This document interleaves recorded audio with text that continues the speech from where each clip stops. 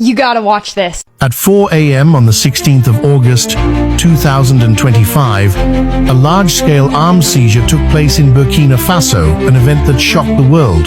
In this special operation, led directly by President Ibrahim Traore, the government intercepted 57 trucks loaded with military weapons and ammunition. The discovery left everyone asking, who were these weapons for? And who is pulling the strings behind it? The bust happened in the Canary region, near the border with Togo. During a routine patrol, border guards spotted something unusual: a long convoy moving slowly along the border late at night, at an hour when the area is normally silent. The convoy's size and strange timing immediately raised red flags. Captain Musa Kabore, the border commander, quickly alerted senior officials. Initial intelligence suggested the trucks were carrying humanitarian aid, but something felt wrong. Who delivers aid shipments at midnight? And why take back roads instead of the main route? President Traore didn't hesitate. Realizing the danger, he called Special Forces Commander General Ibrahim Traore and issued a clear but cautious order: intercept that convoy, but be careful. This could be more than just smuggling. The Special Forces moved swiftly, setting up a covert ambush along the convoy's route. Drones and helicopters tracked the trucks from above. At 4 a.m., the operation began. The road was blocked just as the convoy arrived. Taken by surprise, the drivers tried to escape, but within minutes, they were captured. When the first truck was opened, the team was stunned. Beneath sacks disguised as aid supplies were AK-47 second, M16 second, rocket launchers, grenades, everything you would expect in a full military arsenal, and every truck was the same. Captain Kabore immediately called the president. Mr. President, you won't believe this. These trucks are packed with enough weapons to equip an entire army. Calme but résolute, President Traore replied, secure everything, do not lose a single bullet, and make those drivers talk. We must know who is behind this. Someone is preparing for war in Burkina Faso. The scale of the operation and the sheer amount of firepower involved prove this is no small-time smuggling ring. The question now is, who is planning what and why? The investigation unfolds. The captured driver, Marc-Antoine Zongo, was the first to break. Shaking with fear, he finally spoke. They told us we were hauling agricultural machine parts. We were to drop them off at a warehouse in Togo, and from there, they would be shipped overseas. But as investigators dug deeper, the story unraveled. What came to light was staggering. Most of the drivers truly had no idea what they were transporting. But the organizers, they knew exactly what they were doing. Each truck had been dispatched from a different location, at different times, using different routes. They only joined up just before crossing the border, a deliberate move to avoid suspicion. By the second day, investigators uncovered even more disturbing details. Burkina Faso's intelligence team managed to recover partial serial numbers on the weapons, even though many had been filed off. Using advanced forensic technology, they traced the weapons to surprising sources. Some were leftovers from the Libyan civil war. Others had been used in Yemen. And some were brand new, straight from the factory, never fired once. The total value of the haul, over $700 million. That raised the most pressing question: who had the kind of money to fund this, and what were they planning? President Ibrahim Traore immediately called an emergency meeting of the National Security Council. The full inventory of the seized arsenal was laid out on the table: 25,000 AK-47 second, 10,000 M16 second, 13 million rounds of ammunition, 70,000 hand grenades, 2,500 rocket launchers, 400 anti-aircraft missiles, and 50 tons of explosives. Defense Minister General Sadu was stunned. This isn't just a shipment, he said. Let us focus our collective attention on wrestling with the challenges that bedevil our continent. We have seen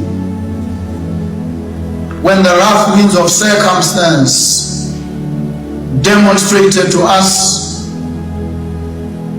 the challenge that faces multilateralism in today's world. We've seen how over-reliance on trade with certain powers of the world has rendered us so fatally vulnerable that we are now dependent on their mood swings. They determine what happens on the African continent. And this is because we've allowed ourselves to fall into a trap of self-loathing, where we've hated not just ourselves but our neighbors on the African continent. We've refused, we've been reluctant to trade with each other, to see and recognize each other's worth. We've come to that point, that inflection point in our history, when we must recognize that we need each other. We need each other desperately as African countries, as Africans. We must reach out.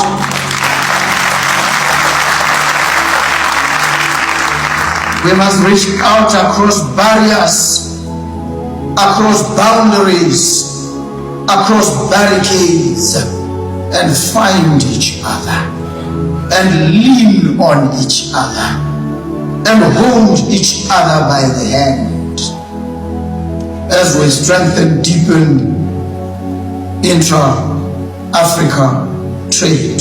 That's our only means of survival. We've spoken on this. There's been a lot of political rhetoric around these issues. We are at that point where words must now translate into tangible deliverables. Hundreds of thousands of our citizens across the breadth, the length of the African continent are still caught in the hellish death grip of poverty and unemployment. Africa is in distress. It is calling out to each and every one of us. That cry of distress is a call to the rescue. And we must rise here and now and into the future and respond to that cry of distress. And so we are here today to carve pathways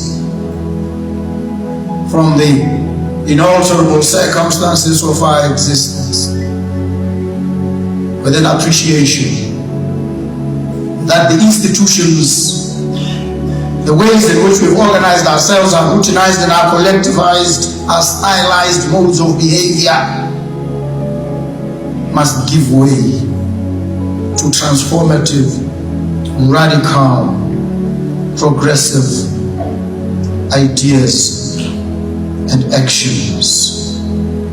Breaking news, my people. Something crazy has just happened to President Cyril Ramaphosa, the president of South Africa right now. So the president has resigned as the president of South Africa. Mr. Cyril Ramaphosa has resigned as the president of South Africa, means that he is no longer interested to be on the seat of presidency in South Africa. So what is happening right now, my people, is that according to the reports, they say that President Cyril Ramaphosa's resignation letter was written last week, Thursday. So it's only other people who came, who are close to him, who advised him not to bring out this big announcement. Otherwise, his body and his soul is no longer interested to be on that seat of presidency. What is really going on, my people? Who is threatening President Cyril Ramaphosa to come out of that seat of presidency, else something bad is going to happen to him? Who is threatening him, my people? If President Cyril Ramaphosa resigns today, who is fit to be the president of South Africa? Because right now, so many crazy things are happening in South Africa. Oronia, I don't know how they call it, they are now demanding to be independent. They want to form their own country that's within South Africa. Cape Town also, They are now cutting borders. They want to create another country, which means that in the same South Africa, Cape Town want to be a country for white people. Ronya, whatever they call it, they want to be a country of white people. That's within South Africa. What is really going on, my people? South African brothers and sisters, you really need to wake up right now. It's more like you are losing your country while you are watching. You are losing what belongs to you while you are watching.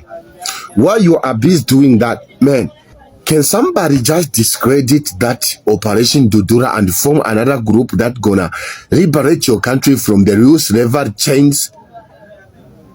What is really going on? You are blinded by Dudura people who anyway, my people, tell me what you think in the comment section, my people. I'm making this video concerning my coming back to South Africa. My name is Handeka Aba. My mother is the lady I talked about. I'm the girl that posted of not being able to come back and find my family. Now that I found my family, I've tried applying to come back. With what is happening recently, I was told that my grandmother is very sick. She's very sick and I've not seen her in over 17 years. I want to beg the South African High Commission to please help me so that I can be able to see her. With the news I'm getting, she will not be able to walk and they may need to have to cut off her legs. And if I keep on delaying with what I heard, she may die soon. Please, I want to use this opportunity to at least see her for the last time. She's the only family that I have. My mother is gone and there's nobody else. At least let me see her before she dies. Please, I need help. If they can help fasten my visa for me, let me be able to travel and see my grandmother just this last time before she goes. I'm begging the South African High Commission Embassy, please help me. At least let me see my last family member before I go. I beg, please. I went for the visa application, but they're telling me the only time I have a slot is on the 20th. I've put so much energy in this traveling and everything. And at this point, it's becoming like, it's exhausting. Please, I need help just to fasten it. Thank you.